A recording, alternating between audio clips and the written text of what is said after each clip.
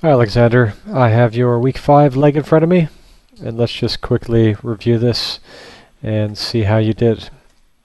Okay, overall, I think these guys look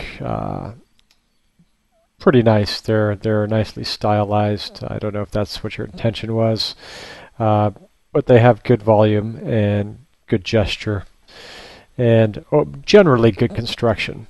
There's a few areas where the construction kind of falls out of place, and I just want to go through that with this review.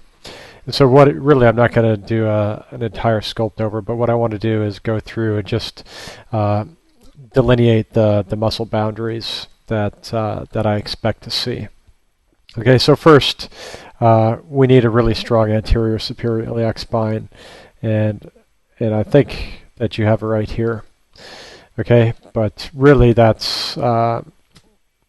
needs to be probably in a little bit. It's hard to imagine this uh, because it's hard to imagine a torso sitting somewhere with this mass in here and the anterior superior iliac spine sitting out here. Because remember, coming off the anterior superior iliac spine, we have not only the sartorius and the tensor fasciae latae on the outside, but we also have the inguinal ligament, which is coming down like this and creating the boundary for the abdomen, right? So separating the leg from the stomach. So really, all this probably needs to go away to get this to work correctly, right? You have just adductors and everything blossoming out everywhere. So this needs to probably all get taken in a bit to just set up the right feel for the top of the leg, right? How it's going to mate and interlock with the actual torso. Okay, so if that's our sartorius coming down to the inside of the leg, like so, really we want to see rectus femoris coming up like this.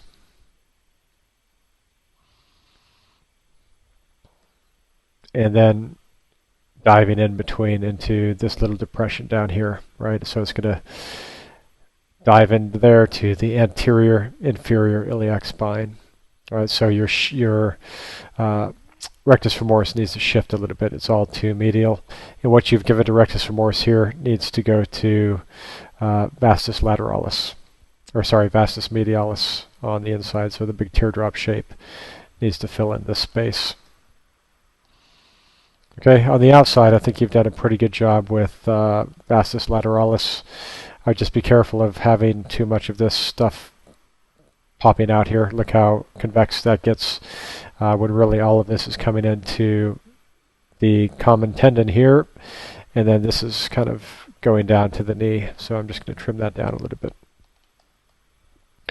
Okay, if we just kind of block this in, again, make this a big round but flat on the outside, we're kind of in a better place. Okay, your knee looks really good. I like how you've actually constructed that. And then let's just be very explicit about where the tibial tuberosity is and then where the tibial plateau is, right? So I'm just going to carve this up. Bear it in mind that there's forms that flow over top of it, so I'm just being quite graphic, but you can modify this on your own time and make it work with the muscles that go over top. Okay, so that just sets up the tibia, and I do that in order to slot in the this tibialis anterior right here. This kind of just slots right into this little section of the tibia. And then kind of behind that, we have the head of the fibula right here, which you have. This is where you have to be careful because coming into the head of the fibula is the biceps femoris tendon, right? And it looks right now like this is going too far backwards on a standing leg. The biceps femoris tendon needs to be up and down, vertical. So really, that means to me that this probably needs to move backwards to about here, the head of the fibula, and then the biceps femoris tendon is coming at a kind of a better angle. Okay, so we'll just take this for tibialis anterior, Then we'll have kind of extensor digitorum in here, and then your peroneal muscles, peroneus longus and brevis.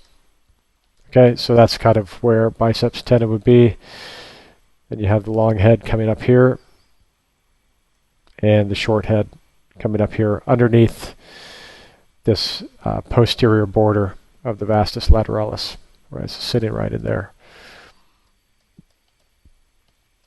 Okay, this is generally pretty good. I like the interlock. You're getting these coming down. Just make sure you capture this nice kind of round gesture that happens in here, where you get the calf muscle slotting in behind the knee, and then you get this nice gesture for the sartorius coming down. Okay, so you kind of see what I'm getting at with these forms. Then likewise on this side, you want these muscles, again, gastrocnemius, to flow up here. And really this should be the biceps femoris directly in front of it. Okay, let's look at the bent leg now. So on the bent leg, things just get a little bit too flowy for me, right? So this is all very soft. Let me just put a layer on here. All very soft, the way this kind of flows all the way down from the hip. And really I would just like to see a little bit more construction, a little bit more explicit separation between volumes, right? So vastus lateralis having a distinct front border, which you kind of seem to have softened over. So I take that up. This is okay, I like that. This is kind of generally flatter.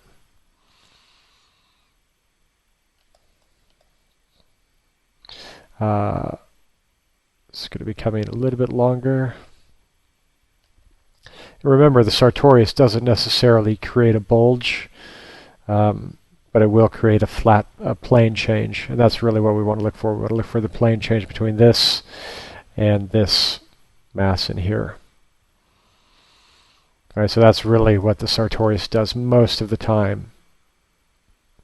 And again, it goes up to the anterior superior iliac spine and sets up kind of the inguinal ligament coming down to the pubic symphysis torso in here.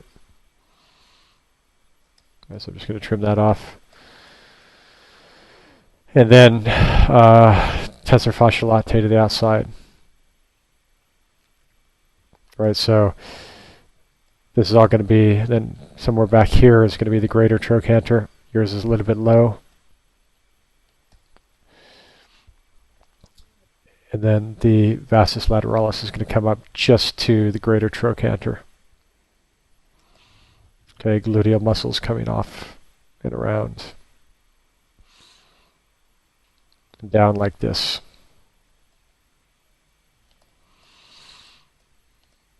Okay, your transposed need a little bit more work down here because it just looks bent. This just looks bent. Really what's happening is this tendon of the biceps femoris is shooting straight across. It's not shooting up and then coming down. It's going to here directly, right? So this needs to go like this.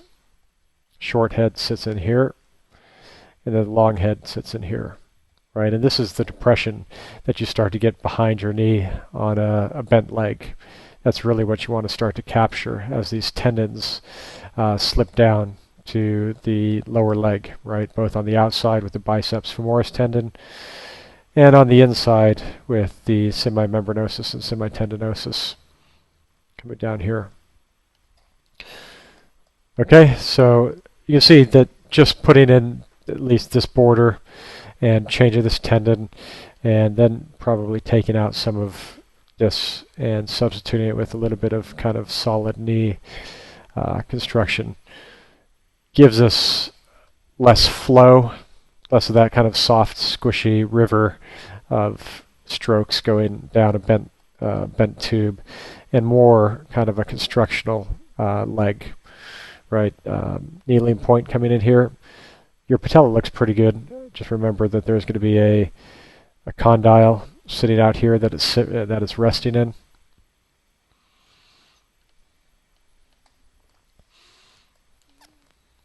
And I think I'm going to, well, I'm not going to leave it at that because we just need to continue this a little bit further down here and get this gesture of all this stuff coming into the tibia, and then the actual tibia coming down and having this nice graceful medial surface right here, which is all subcutaneous and sets up this nice spot for the gastrocnemius and the soleus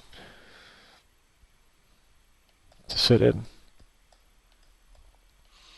So that's the gastrocnemius, and the soleus just comes out from underneath it like this.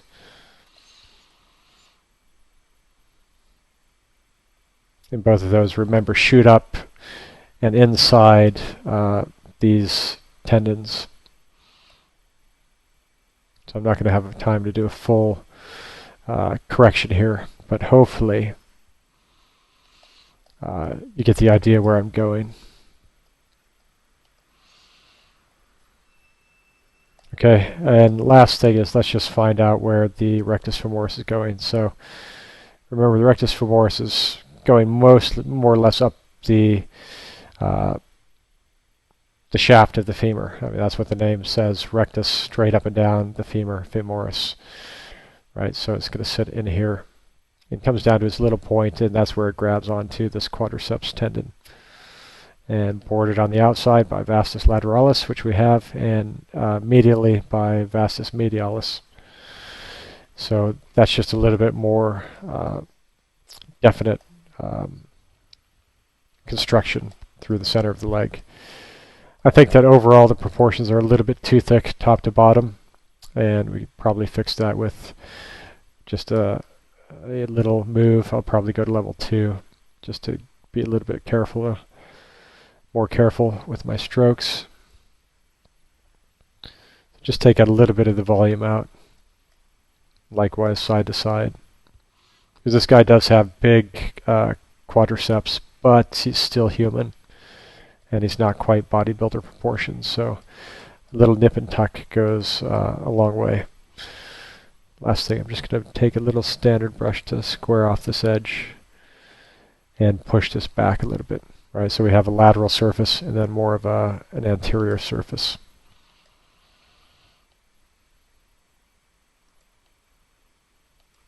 Okay, it's not perfect, but hopefully that gives you an idea. I'll just quickly turn the correction layer on and off and see if it makes a difference.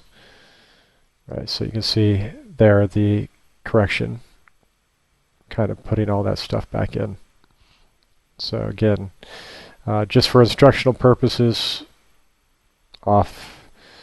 And again, we're trying to correct all this smooth flow, just a little bit more solid construction. Okay, so I would take generally it to this point, and then I would just reconcile it against the reference if there's anything really nice in the reference that you want to smooth out, or anything that's very characteristic of that guy's legs that will make this different. Okay, so I hope that helps and clarifies a few things about the legs. Thanks very much.